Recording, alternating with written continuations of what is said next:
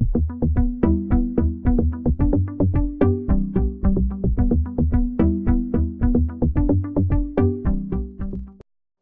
guys.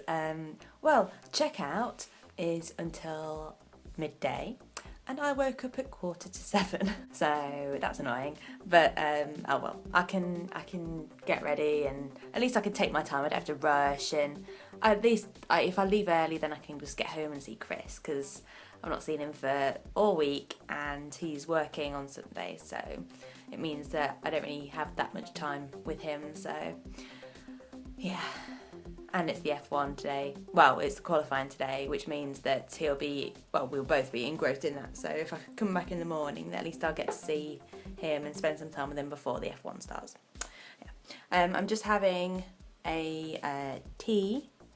It's so I'm gonna get ready and then head down to breakfast, because I'm quite looking forward to breakfast. I'm really hungry. I think it's because I had a big meal last night, and every time I have a big meal in the evening I wake up more hungry, if that makes sense. I don't know if it stretches your stomach or something, I don't know, but if I have something small I'm not that hungry when I wake up, whereas if I have something big I'm like ravenous. So I'll bear that in mind for future, because I think if I have smaller meals throughout the day, so if I start off with a big breakfast, then move on to a smaller lunch and then an even smaller dinner, it just gradually kind of takes it down. I think that's worked pretty well in the past, so that seems to be a good technique for me.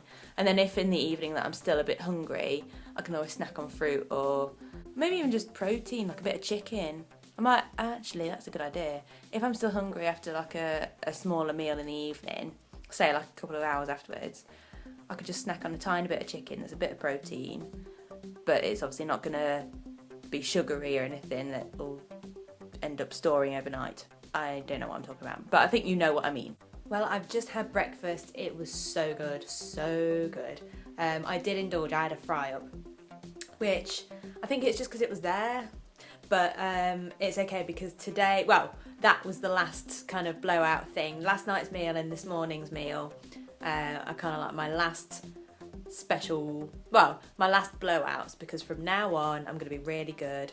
Lots and lots and lots and lots and lots of water, and just try and sort of detox before the big start. So that's the plan anyway.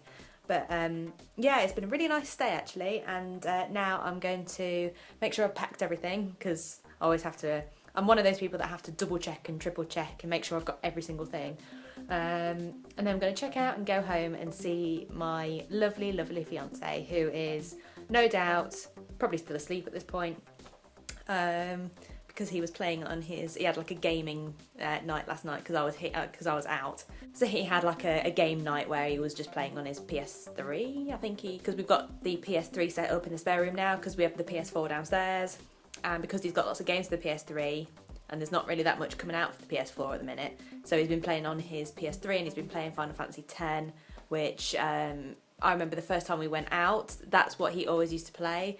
And I remember one of the characters, I think her name was Yuna, she has kind of like really cool reddish kind of hair, and it's all kind of lots of layers and stuff. And I remember when I went to the hairdressers like ages ago when I was like 16, I basically took that as inspiration, as of like, I want this. So yeah, that's kind of sad.